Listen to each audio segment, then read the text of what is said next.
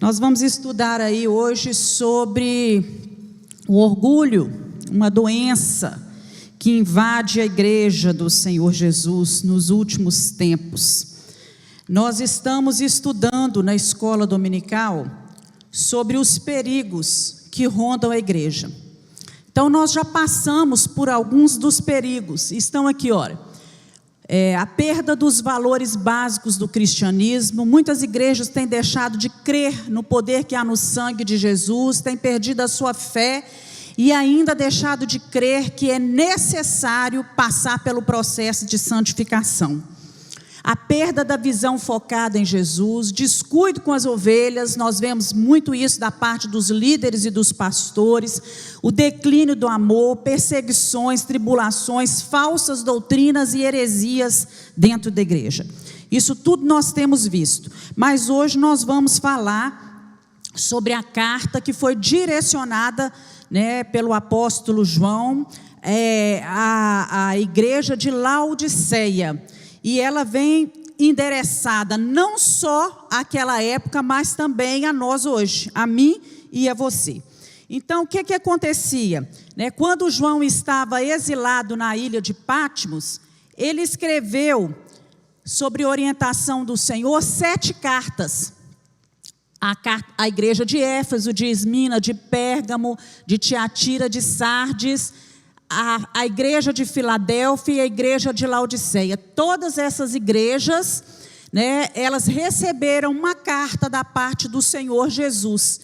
E a igreja de Laodiceia, com o passar do tempo, nós vemos que essas cartas, elas foram endereçadas, e em cada uma dessas cartas, Jesus vai apresentando a essas igrejas atributos gloriosos a respeito dele, que combinava com a situação na qual a igreja se encontrava, e também algumas promessas. Por exemplo, a igreja de Éfeso, ele fala assim: a quem vencer eu vou conceder de comer da árvore da vida. A igreja de Sardes, ele fala: aquele que vencer vai ser vestido de vestes brancas. A igreja de Filadélfia, quem vencer, eu farei dele uma coluna no templo de Deus. Lá em Esmina, ser fiel até a morte, eu vou te dar a coroa da vida. E agora em Laodiceia ele fala assim: olha, ao que vencer, eu vou conceder que se assente no trono comigo. Amém, irmãos? Glória a Deus, e nós queremos isso, Então nós vemos que os crentes da igreja de Laodiceia, eles eram pessoas ricas.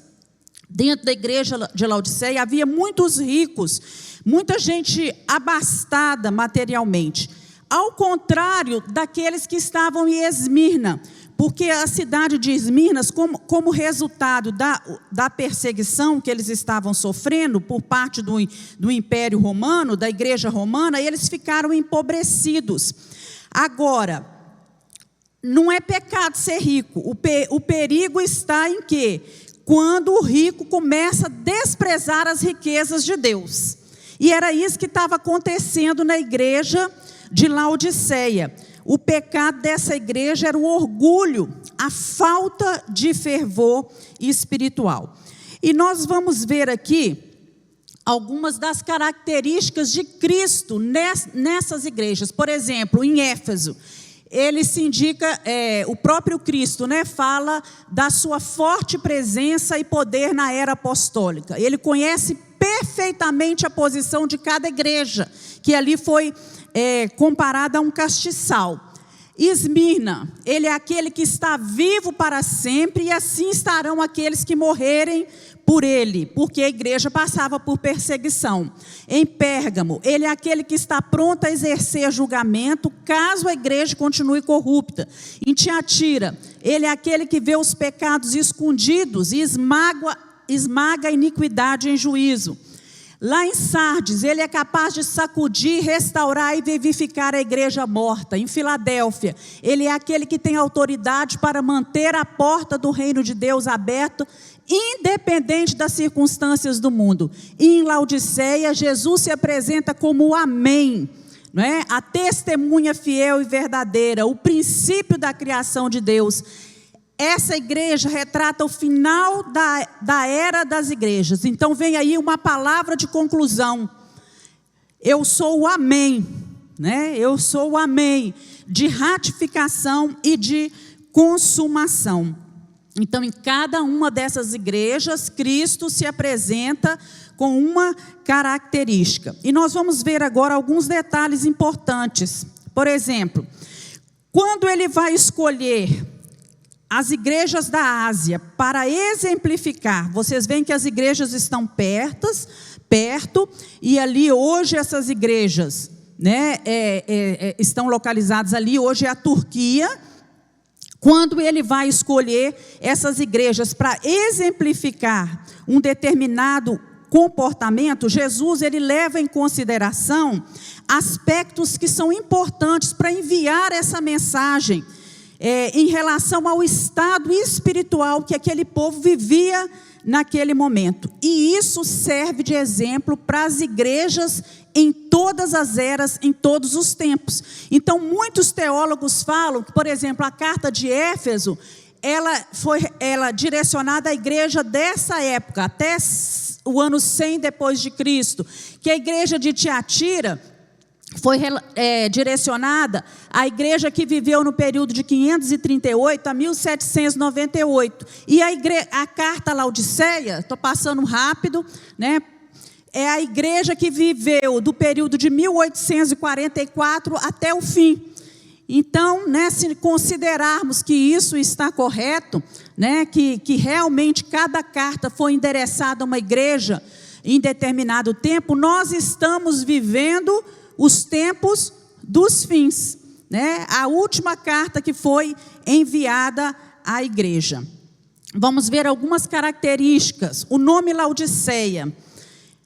O nome Laodiceia vem de uma raiz grega, da palavra laos, que significa povo, e dike, que significa hábitos, direitos, né, exigências. Então nós temos uma palavra Laodiceia que significa os hábitos do povo, o direito popular do povo, o julgamento popular.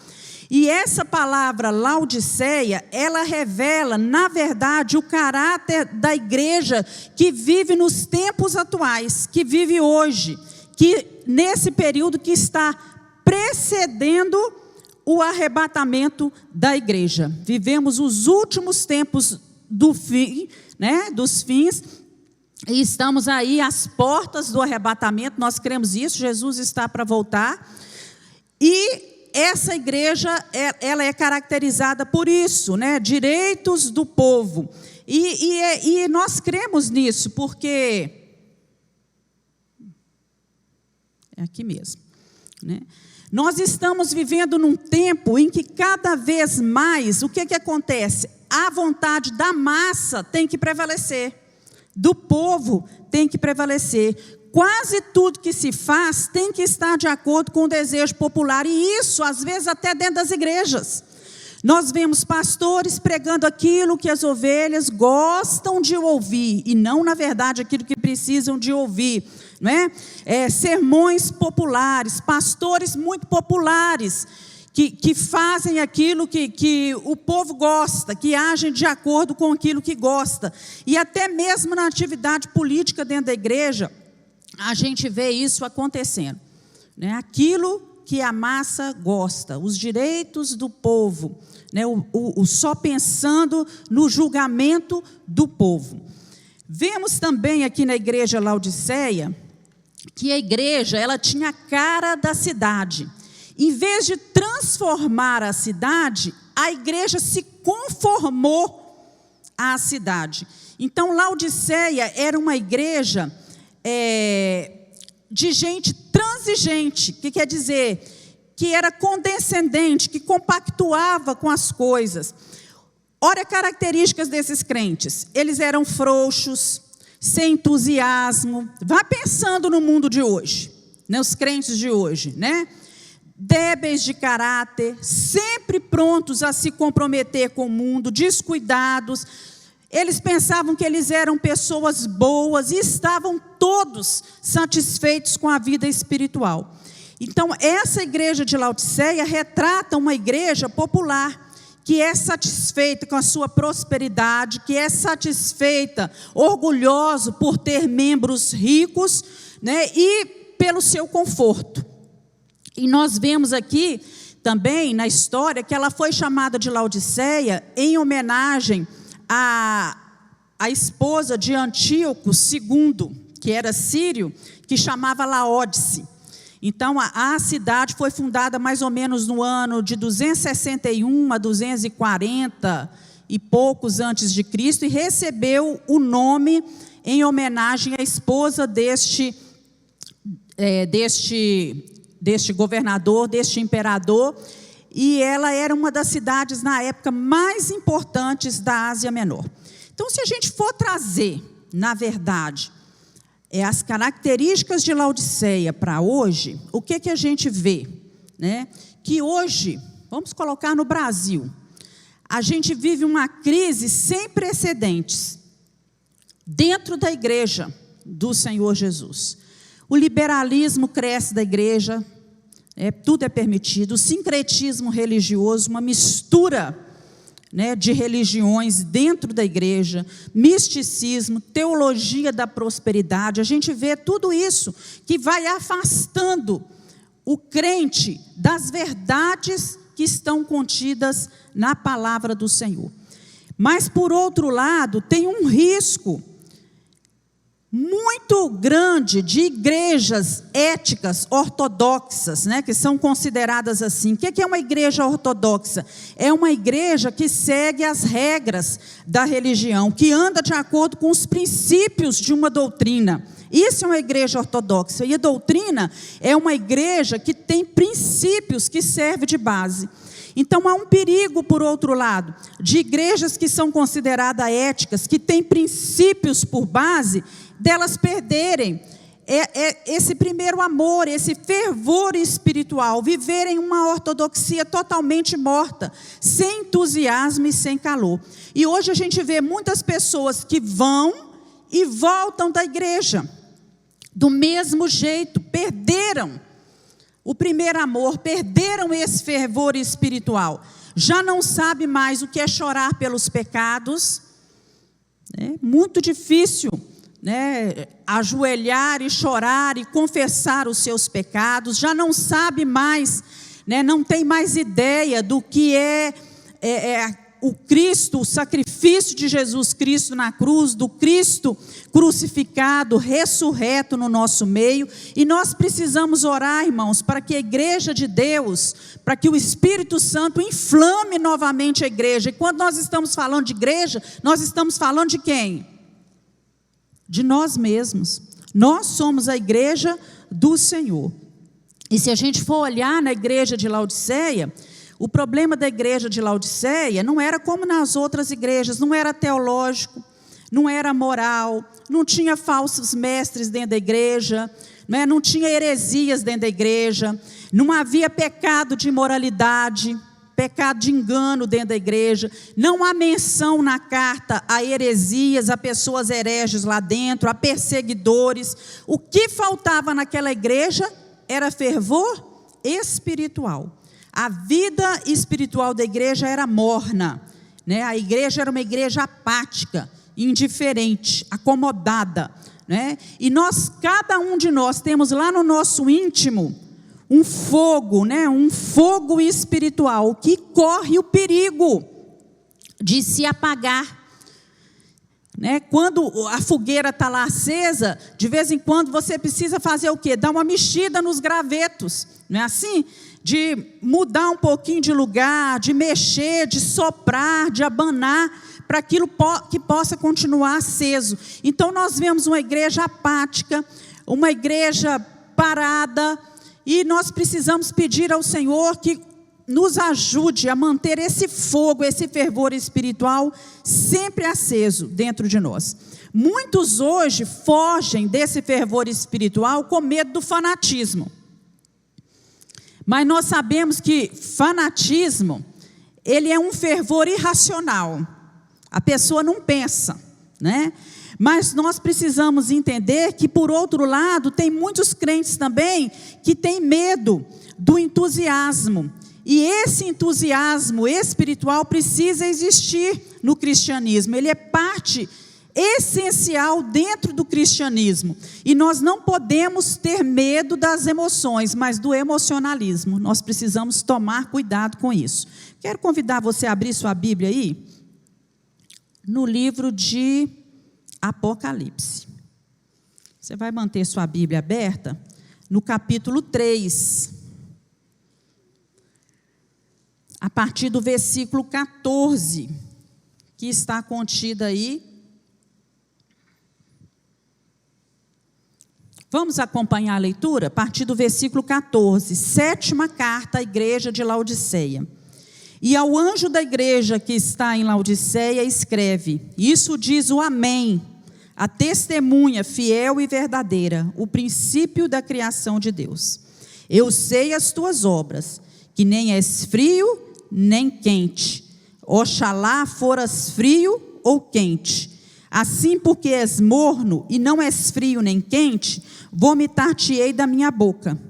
Como dizes, rico sou, estou enriquecido e de nada tenho falta, e não sabes que é um desgraçado, miserável, pobre, cego e nu.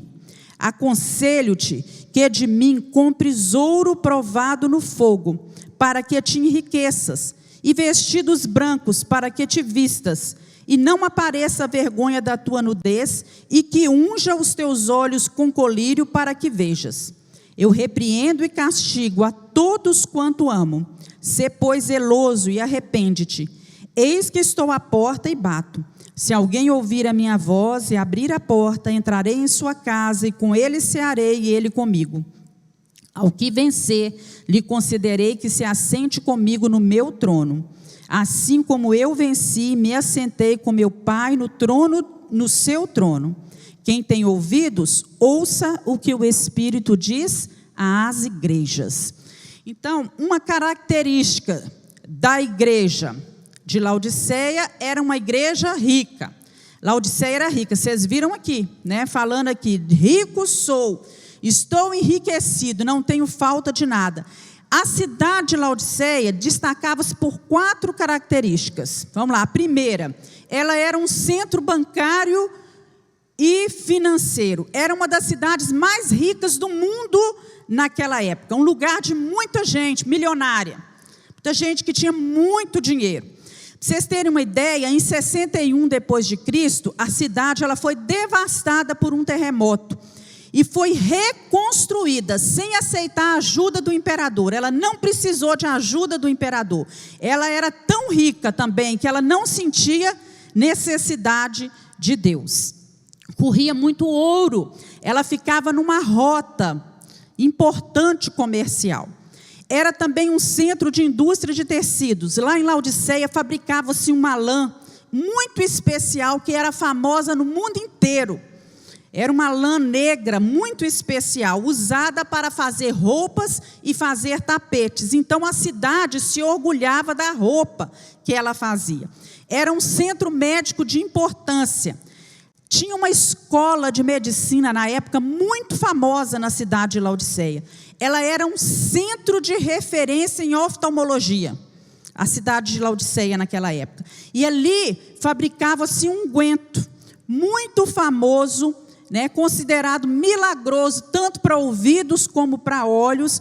Eles misturavam o pó frígio, né, com alguns ungüentos, e eles fabricavam o colírio que era mais importante na época, produzido no mundo, era fabricado ali na cidade de Laodiceia. Então ia gente do mundo inteiro para Laodiceia se tratar. E ele era um centro, a cidade também era um centro de águas térmicas. Um centro de águas térmicas. O que acontecia? A cidade de Laodiceia, está aqui a localização dela. Ela ficava muito perto de Herápolis e de Colossos. Né? Elas ficavam as 3 cidades. As 3 cidades estavam localizadas no vale do rio Lico. e eram cidades importantes. A cidade de Hierápolis, ela era famosa e é famosa até hoje pelas suas águas termais quentes, né? Então a gente vê aqui, olha a cor da água, irmãos. Olha a cor da água. Essas águas, elas são quentes. E vai gente do mundo inteiro se tratar nas águas de Hierápolis. Até hoje, a cidade recebe visitantes, tem spas, tem clínicas para tratar das pessoas. Então vinha a água quente da cidade de Hierápolis. Colossos era água fria, águas termais fria, que também fazia muito bem e que era usada para tratamento das pessoas. Mas a cidade de Laodiceia, ela não tinha água potável.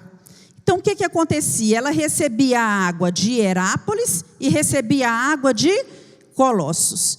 E essa água chegava por meios de aquedutos, né? A gente vê isso.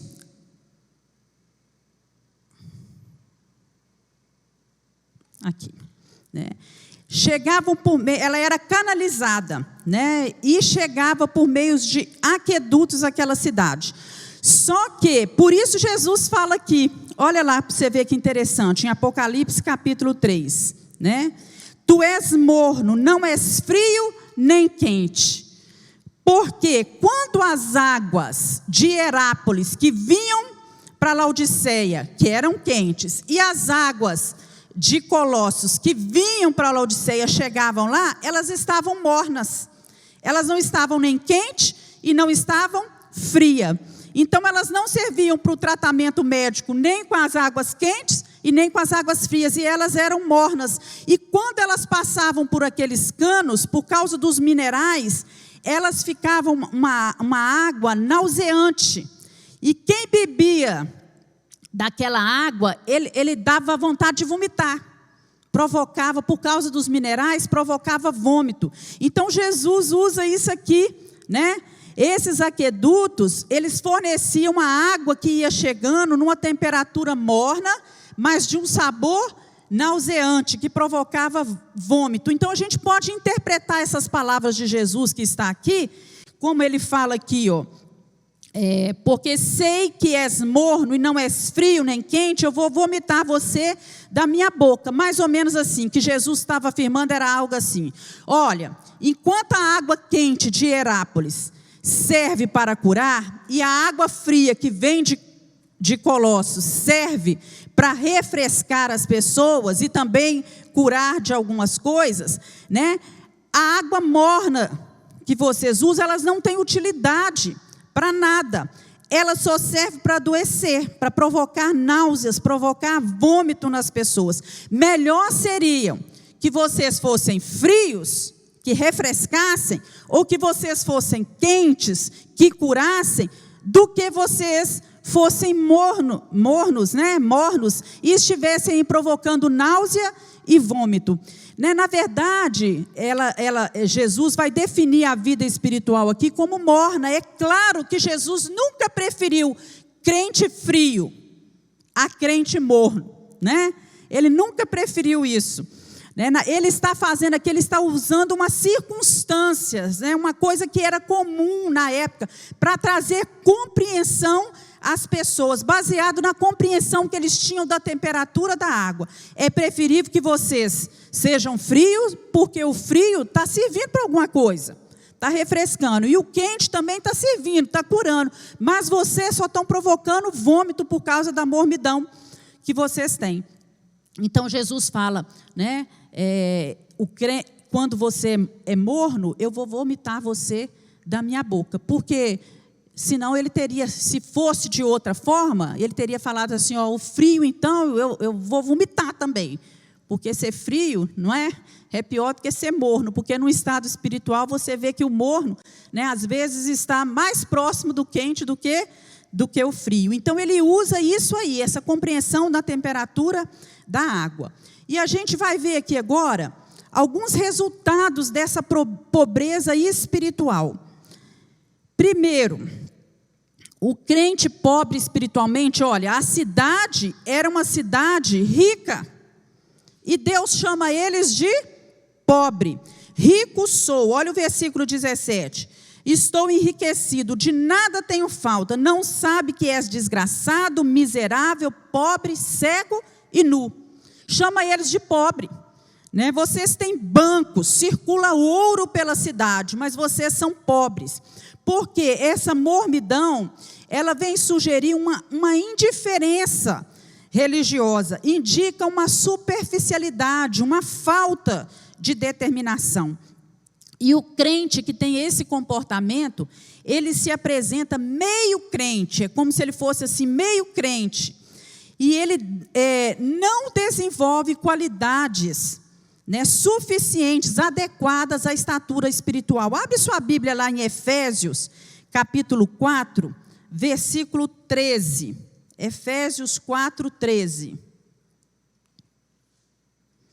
Está escrito assim, olha: até que todos cheguemos à unidade da fé, ao conhecimento do Filho de Deus, a homem perfeito, à medida da estatura completa de Cristo.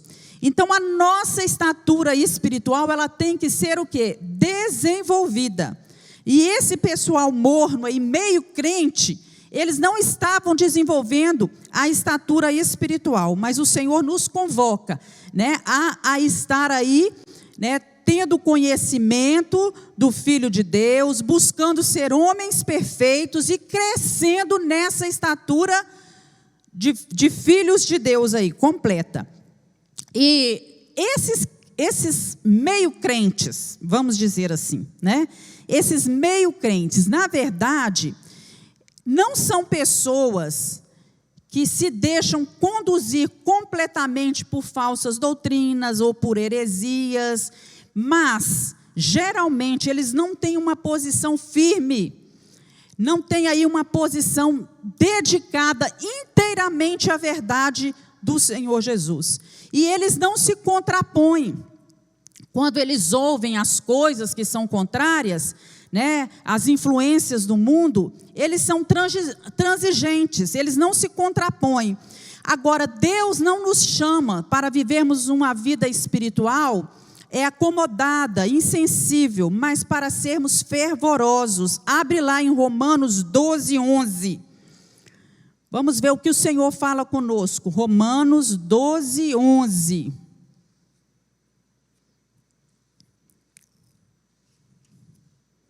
Diz o seguinte: não sejais vagarosos no cuidado, sede fervorosos no espírito, servindo ao Senhor. Sede fervorosos. Então o Senhor nos conclama a isso.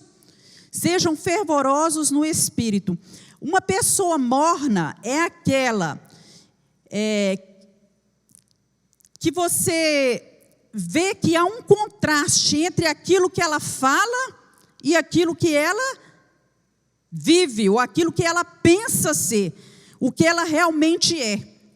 Então, ser morno é ser cego à sua verdadeira condição. E a gente vê muita gente hoje, dentro da igreja, na época de hoje, achando que é o mais espiritual de todos, muito conformado com a sua situação, mas na verdade são cegos em relação à sua verdadeira condição espiritual. Então, a solução, né, para essa falta de fervor na igreja, que o Senhor vem nos alertar aqui na carta de Apocalipse, não é sair por aí correndo atrás das últimas novidades, não. Porque cada hora surge uma, mas é uma volta para Jesus. É voltar inteiramente para Jesus. É Jesus que tem o remédio certo para a igreja, para mim e para você. É Ele que vai restaurar a nossa vida. É Ele que cura a igreja. É Ele que derrama o Espírito Santo dele na igreja.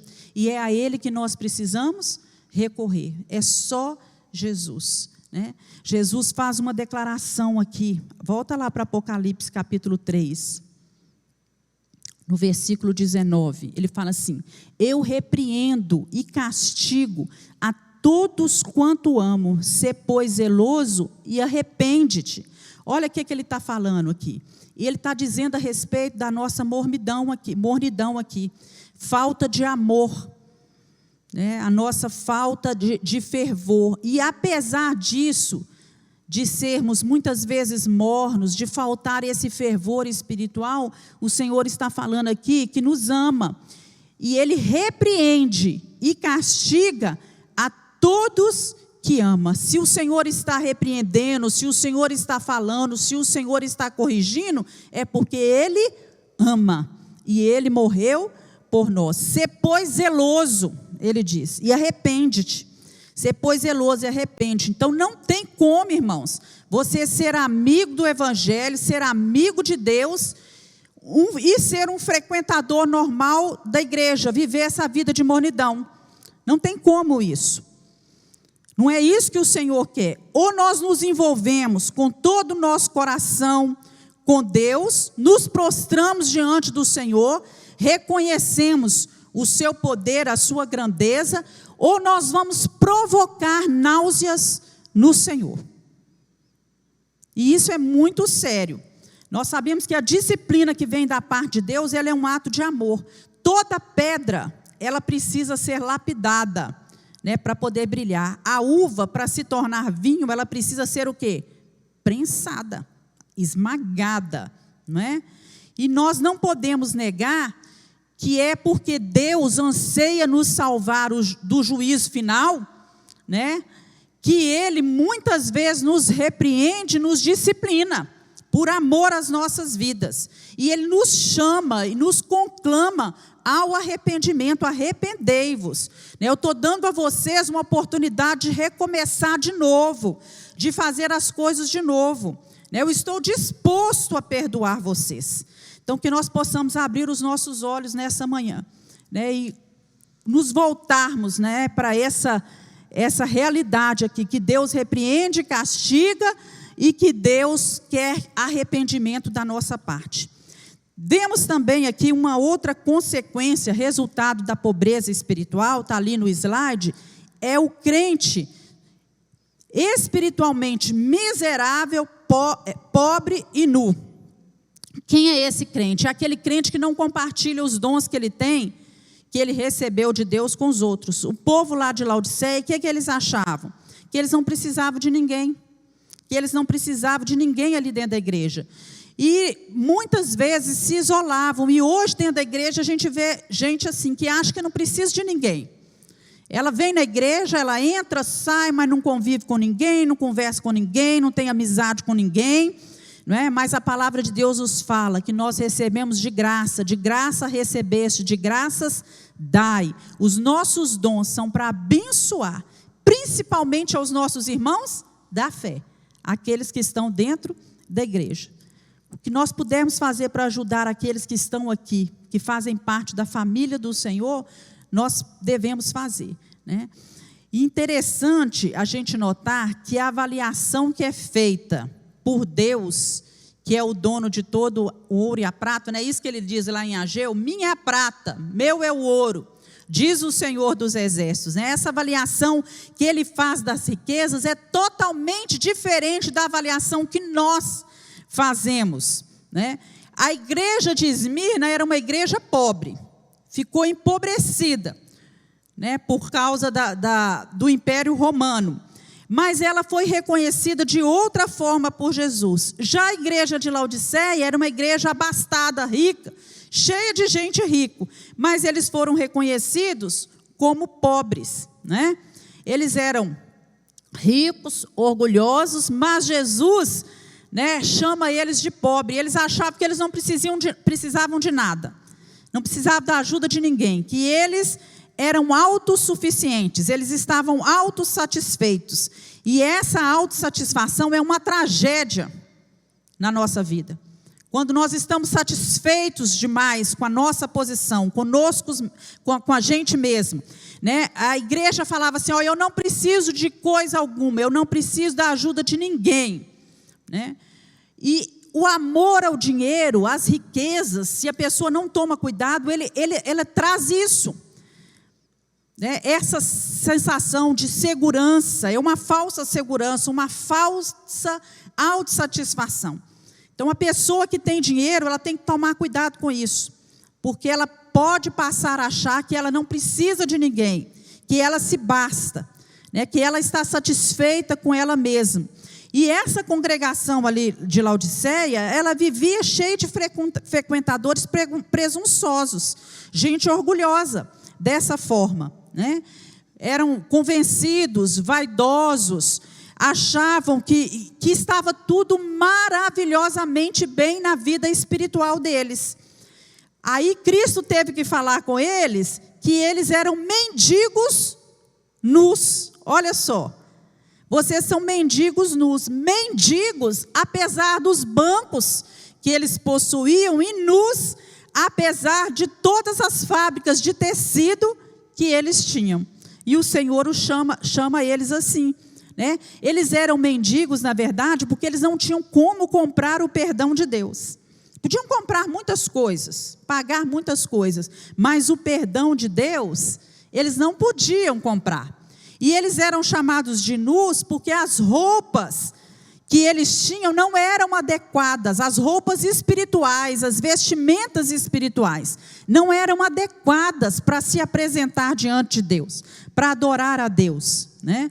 Antigamente, quando se queria envergonhar alguém, o que se fazia? Expunha-se, tirava a roupa das pessoas e expunha a nudez, as vergonhas das pessoas diante dos outros, né? E a nudez espiritual, ela expõe também o crente à derrota e à humilhação.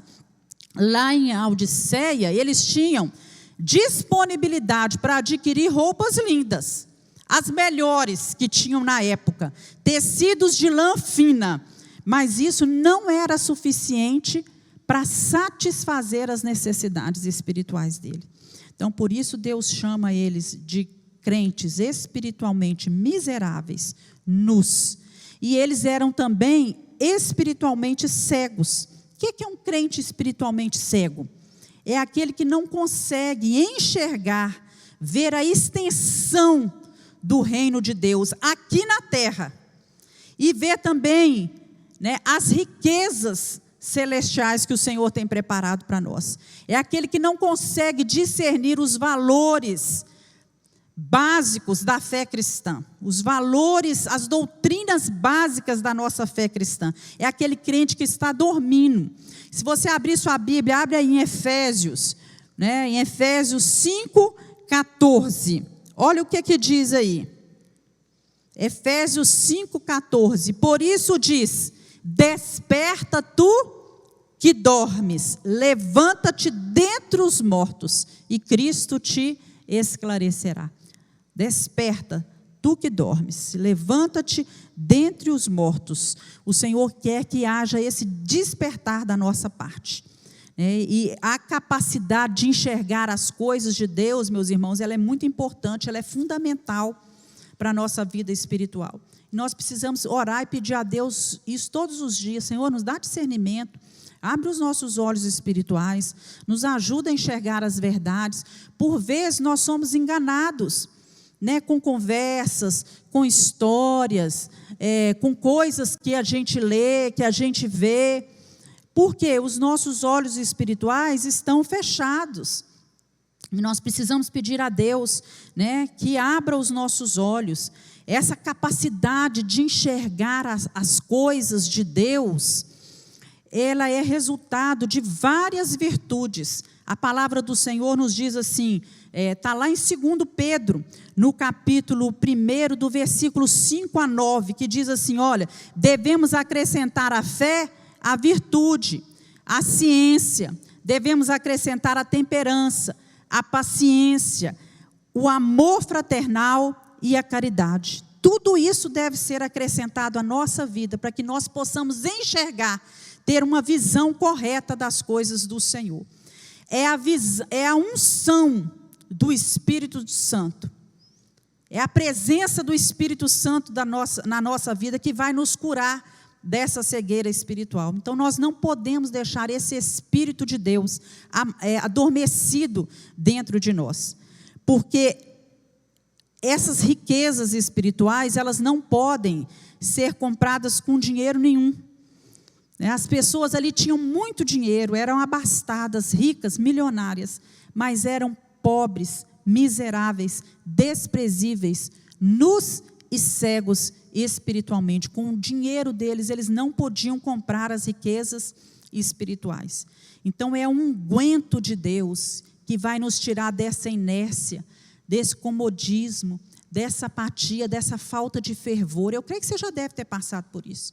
Você sentir, meu Deus, estou tão apático às coisas do Senhor, estou me sentindo tão desanimado, tão sem vida, sem vontade de fazer as coisas para Deus, sem vontade de louvar ao Senhor, né? O que vai tirar isso de nós? É esse unguento que o Senhor tem para passar nos nossos olhos. Essa unção do Espírito que vai nos dar uma visão clara de quem realmente é Deus, aquilo que Ele pode fazer, os atributos que Ele tem, a capacidade que Ele tem de agir em nós, a ponto da gente começar a desprezar na nossa vida todo orgulho, toda ilusão, tudo aquilo que muitas vezes nos atrapalha de seguirmos em frente no reino do Senhor Jesus. Então nós vamos ver agora que o orgulho, ele é prejudicial ao corpo de Cristo, ele adoece, ele torna uma igreja doente, ele torna tanto você e eu, pessoas doentes espiritualmente, e no corpo de Cristo não pode haver esse orgulho, porque nós todos somos membros do corpo de Cristo, isso está lá em 1 Coríntios 12, 27, todos somos membros de um só corpo. A igreja do Senhor não está limitado ao grupinho que eu ando, ou a esse grupo que congrega aqui na Moriá. Não, a igreja do Senhor Jesus, ela é universal, e a gente deve abrir o nosso coração para receber os nossos irmãos, ainda que eles sejam de outras denominações, para amar esses irmãos. Então nós vemos aqui que cada membro da igreja, ele tem uma função específica no corpo de Cristo. Deus deu uma função para cada um. E nós não podemos ser orgulhosos a ponto de achar que a função que a gente exerce nesse corpo, ela é superior à que o outro irmão exerce. E muitas vezes a gente vê as pessoas tristes, pensando da seguinte forma: mas eu não sou nada, né? Fulano é que sabe tudo, fulano é que pode tudo, que tem mais conhecimento, ou que faz isso de uma forma melhor. Nós sabemos que sem o coração um corpo não tem vida, mas também sem pé, o que vai acontecer? O corpo não caminha, o corpo não pode correr. Então isso nos dá, o coração é o centro da vida, né? Se o coração parar de bater, para o corpo. Então nós precisamos entender o seguinte, que cada órgão nesse corpo, ele tem um papel importante. Nós precisamos buscar a orientação do Senhor, para não acontecer isso conosco. Olha, ficarmos tão orgulhosos, que a gente nem está vendo, que bem à frente da gente tem um buraco, que esse orgulho pode nos levar à queda espiritual. Os membros do corpo também, eles precisam estar juntos e ser solidários. Isso está lá em 1 Coríntios 12, 14. Esses membros, eles precisam operar juntos para o funcionamento do corpo. Precisam se completar numa função. Vamos dar exemplo aqui do louvor. Pessoal aqui pode ensaiar bastante, os instrumentistas. Podem ser os melhores instrumentistas, mas se eles chegarem aqui só tocando, e não tiver aqueles que cantam, está faltando alguma coisa, não está? Aí todo mundo vem e ensaia, passa aqui a tarde de sábado ensaiando, mas se chega aqui no domingo, não tiver o pessoal lá da mesa de som para ligar os microfones, né, para poder equalizar os instrumentos, para dar o volume certo nos microfones, né, para ligar a mesa de som, não vai funcionar. Se não tiver a pessoa para poder passar as letras das músicas, né, até isso, tem uma pessoa lá, por conta disso, passando a letra das músicas, né, não funciona. Então nós temos que entender isso, que nós precisamos estar juntos e ser solidários uns com os outros, né? Não pode ficar essa competição e esse orgulho dentro da igreja. Nós precisamos nos interagir, um ajudar o outro, auxiliar o outro. Isso contribuir para que a igreja esteja preparada. Cada um que está sentado aqui no banco hoje, você também que está em casa e faz parte da igreja do Senhor, cada um de nós tem uma função específica no corpo de Cristo. E cada um precisa assumir esse papel. Se você não descobriu ainda, você precisa descobrir qual é o seu papel no corpo de Cristo. Porque, sinceramente, honestamente, o seu papel não é ficar simplesmente assentado no banco, recebendo o alimento e louvando ao Senhor. Deus quer que você sirva junto, sendo solidário, junto com outros irmãos, cada um fazendo um pouco. É assim que isso que Deus requer de nós. E em relação ao orgulho, podemos dizer também que o orgulho prejudica o desempenho do corpo de Cristo. Nós vamos abrir a nossa Bíblia lá em 1 Coríntios, capítulo 12. 1 Coríntios, capítulo 12.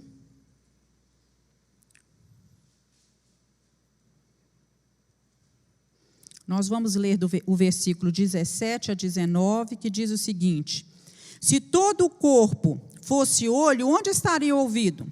Se todo o corpo fosse ouvido, onde estaria o olfato? Mas Deus colocou os membros no corpo, cada um deles como quis. Olha que coisa, como quis.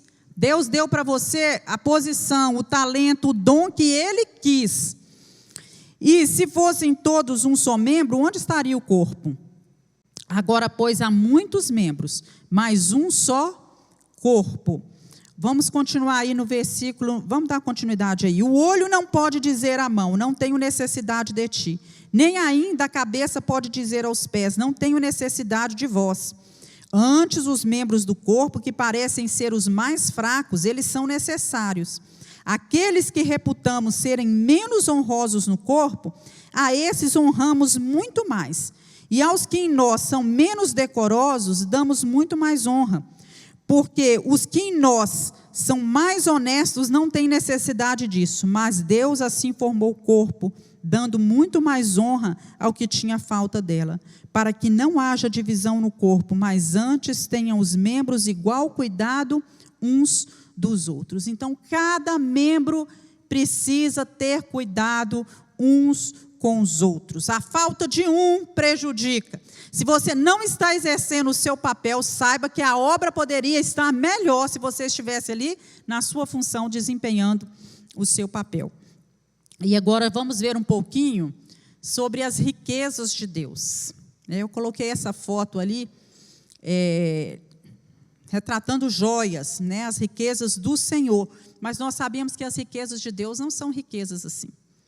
Deus não dá valor a carro, a mansões, a joias, a roupas muito bonitas, bordadas com pedras preciosas. Nada disso tem valor para o Senhor. As riquezas do Senhor são diferentes. Ele nos aconselha a adquirir riquezas que são permanentes, que a prata, que a ferrugem não corrói, e que os ladrões não minam e nem roubam. Joias podem ser roubadas, dinheiro podem ser roubados, Carro pode bater, dar perda total, casa pode cair, pode perder o valor, mas as riquezas do Senhor são permanentes. Então ele aproveita, o que Jesus faz? Ele aproveita o fato de que os crentes ali da igreja de Laodiceia conheciam bem as riquezas aqui dessa terra, para ele poder apresentar valores eternos. Então ele vai se apresentar à igreja. Olha aí no versículo 18, vamos voltar para lá, para Apocalipse, capítulo 3, versículo 18. Olha que interessante, ele vai se apresentar como um mercador espiritual. Não era assim que tinha antigamente, há uns tempos atrás? Para vender as coisas, tinha aquele mercador, mascate, que ia nos lugares vendendo as coisas. Então ele fala mais ou menos isso: olha, aconselho-te que de mim compres ouro provado no fogo, para que te enriqueças, e vestidos brancos, para que te vistas, e não apareça a vergonha da tua nudez, e que unja os teus olhos com colírio, para que vejas. Então ele vai se apresentar aí, vai dar alguns conselhos. O primeiro conselho que ele dá aí, ele vai dizer que a suficiência está em Cristo. Ele nos fala isso, olha, a suficiência está em Cristo, irmãos, não está nas riquezas desse mundo. E nós precisamos aprender a encontrar essa suficiência em Jesus. Ele é suficiente para suprir as nossas necessidades. Ele fala assim: aconselho-te que compres de quem? De mim. É de mim que vocês, é em mim que vocês devem buscar essa suficiência. Essas riquezas todas que vocês têm aí, o banco, o ouro, as roupas, né, a faculdade, a universidade, a escola de ensino, o unguento famoso, né, o turismo, gente vindo de tudo quanto é lado, isso não é suficiente. Busquem de mim. E ele fala também, exorta a igreja a adquirir dele ouro para a sua pobreza, vestimentos brancos e colírio para a sua cegueira. Então, esses produtos que vêm da parte de Deus, eles são essenciais. E o detalhe, são de graça. Ele oferece isso tudo de graça, não é? Ele oferece, por exemplo, aqueles que são pobres, ele oferece ouro. Vocês estão nus, mas eu tenho roupas para vestir vocês espiritualmente. Vocês estão cegos espiritualmente, mas eu tenho o colírio certo para matar a cegueira espiritual de vocês, né? O ouro que Cristo tem é o reino do céu. E nós vemos na Bíblia o ouro simbolizando o quê? A divindade, a realeza. Refere-se à beleza, à glória de Deus. É isso que o ouro significa. Ouro purificado, refinado no fogo, é ouro de grande valor, porque foi retirado dele o quê? As impurezas. E ele fala, vocês comprem de mim, olha só, ouro provado no fogo. E é assim que fica o crente, quando ele vence as lutas, quando ele vence as tribulações, as perseguições e se mantém fiel a Deus. Ele se torna de grande valor. Ele cresce espiritualmente, ele cresce em estatura. O ouro também vai aparecer como fundamento de obras mais bem construídas. E nós vemos aqui que Jesus está se referindo às doutrinas, às sãs doutrinas, a doutrina da sua palavra, os efeitos na construção da nossa vida espiritual. O ouro também, por exemplo, lá no tabernáculo, as peças mais importantes, tanto do tabernáculo e posteriormente do templo que foi construído, o propiciatório, o castiçal, o altar, a arca, tudo era de ouro, tudo era revestido de ouro. Isso manifestava o quê? Que a essência humana precisa ser revestida da glória de Deus. Nós precisamos nos revestir da glória do Senhor. Então, Deus é que nos purifica. Deus é que vai tirar de nós esse ouro que tem valor para o Senhor, mas que precisa ser levado no fogo para ser depurado, para ser purificado. Ele vai tirar o engano, ele vai tirar a cegueira, ele vai tirar os pecados, as coisas ruins da nossa vida. E a roupa também que Cristo nos oferece são vestes de justiça e santidade. Abre sua Bíblia lá em Isaías, capítulo 1, versículo 18. Isaías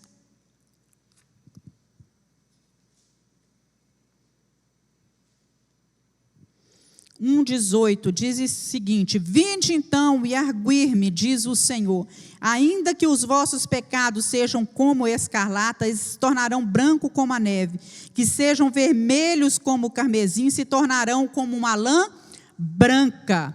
Então Cristo está falando para eles, né? Que eu vou vestir vocês com vestes brancas. As roupas que eles tinham lá, a lã que eles fabricavam, que era tão especial, eram negras, eram pretas. E o Senhor está falando com ele: eu vou vestir vocês de vestes de justiça e santidade. Santidade, toda vez que você pensa em santidade, você pensa em pureza, você pensa no branco, não é isso?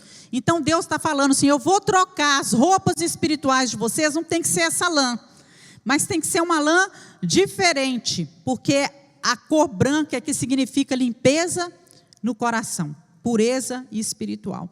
E o colírio que Cristo dá, irmãos, é que abre o nosso discernimento.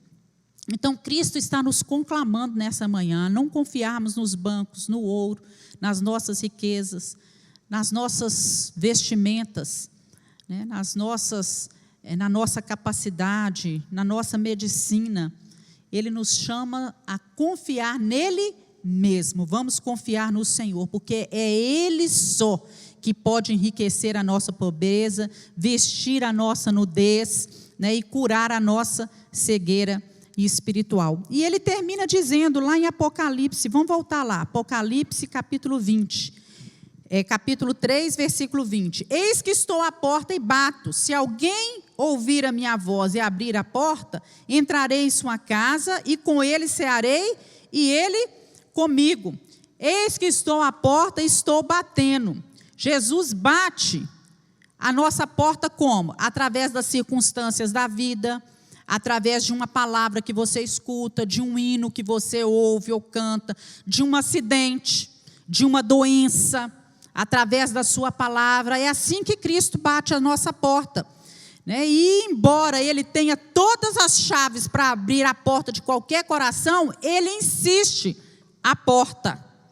É como aquele quadro, né, que nós já vimos, né? O coração, mas Ele só abria por dentro, né? Tem uma mão batendo lá numa porta, mas a porta só abria por dentro. Quem abre a porta do nosso coração para Jesus agir, Ele está batendo insistentemente. Estou à porta, estou batendo, mas é nós que temos que ouvir, somos nós que temos que ouvir a voz do Senhor e abrir essa porta para Ele entrar.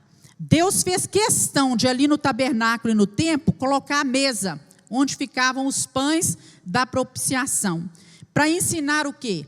Que Ele queria ter uma íntima comunhão conosco, que Ele queria sentar à mesa conosco, Ele queria suprir o nosso alimento físico e o nosso alimento espirituais.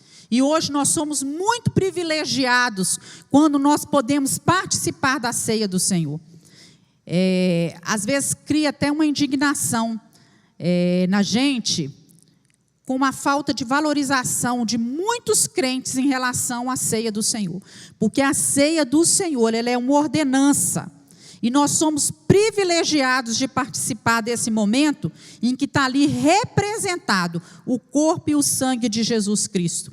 Então, a cada oportunidade, aqui na igreja é feita a ceia uma vez por mês. Então, a cada mês é nos dada a oportunidade, quando nós participamos deste momento, de renovar a nossa comunhão. É como se nós estivéssemos assentando à mesa com o Senhor, renovando a nossa comunhão com Ele e falando: Senhor, eu vou anunciar, né, a tua morte, o sacrifício de Jesus na cruz, a sua ressurreição, até que o Senhor venha. Para isso eu fui chamado. É um momento de renovar a nossa aliança com o Senhor. E no versículo 21, irmãos, lá de Apocalipse 3, ele fala assim: ao que vencer, eu vou conceder que se assente comigo no meu trono. Assim como eu venci, me assentei com o Pai no seu trono. Então Deus vai abrir uma oportunidade, Deus tem aberto uma oportunidade a todos que se arrependem para participar com Ele do reino dos céus e se assentar com Ele nesse reino. O trono de Deus é lugar de majestade, de honra, de glória, de poder, né? E o Senhor nos chama a nos assentarmos no trono celestial com Ele, estarmos presentes com Ele, né? A nos assentarmos nesse trono. O reino do Senhor é um reino que não vai ter fim, vai durar para todo sempre, de eternidade a eternidade. Ele diz: eu sou o Amém, né? A testemunha fiel e verdadeira. Para uma igreja que é marcada com ceticismo, com liberalismo, com a incredulidade, Jesus se apresenta como o Amém. Eu sou a verdade, eu sou o início e o fim. Eu falo a verdade e eu dou testemunho desta verdade. Amém. E ele termina dizendo: quem tem ouvidos para ouvir, ouça o que o Espírito está dizendo à igreja. Deus está falando conosco a cada dia. Que os seus ouvidos estejam abertos, os seus olhos estejam abertos para entender a mensagem que o Senhor está falando. Amém? Vamos nos colocar de pé. Quero convidar você a orar nesse momento, pedir ao Senhor, que abra o seu entendimento, a sua mente, que você não confie nas riquezas, que você compre do Senhor o ouro verdadeiro, as vestes verdadeiras e o unguento para os seus olhos. Deus, nós te louvamos pela tua palavra, pela veracidade da tua palavra, e pedimos que a tua presença esteja sempre dentro de nós. Não nos deixa perder esse fervor espiritual, não nos deixa, Senhor, vivermos orgulhosos da nossa posição, da nossa situação espiritual. Que nós sempre queiramos mais do Senhor, nunca nos acomodemos à nossa posição, achando que já está bom demais, que nós já sabemos muito, que nós já fazemos muito. Deus, tira isso de nós, em nome de Jesus. Essa é a nossa oração nesta manhã. Amém.